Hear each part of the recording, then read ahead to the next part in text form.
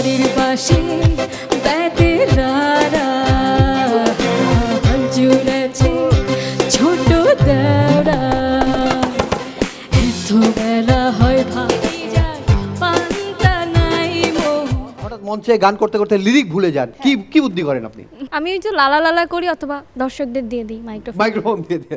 ওকে, আপনার অনেকগুলো গান আছে, চ্যাংরা বন্ধু, তারপরে বাড়ির পাশে বেতেরারা, কারা কারা এরা? ওকে, দেওরা, এগুলো অনেকগুলো।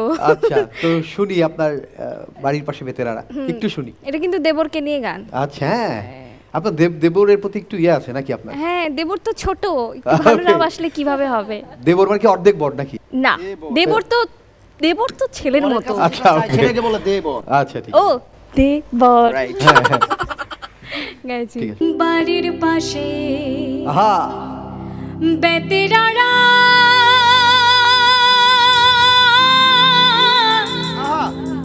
হাল জুড়েছে ছোট দেওরা রে আহা, এত বেলা হয় দেওরা মোর পান্তা খাই না আইসে রে বাড়ির পাশে বেতেরারা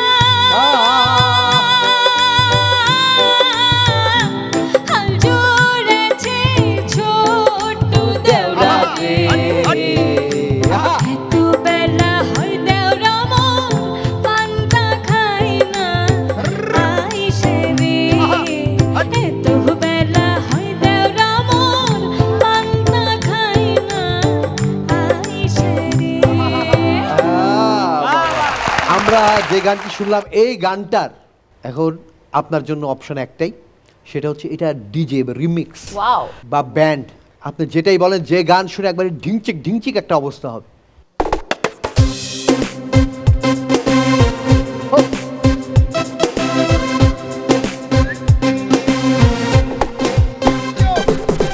বাড়ির পাশে বেতেরারা হাল জুড়েছে ছোট দেওরা বাড়ির পাশে বেতেরারা হাল জুড়েছে ছোট দেওরা এত বেলা হয় ভাবি যায় পান্তা নাই মোহ খেতে রে এত বেলা হয় দেওরা মোর পান্তা খায় না আইসে রে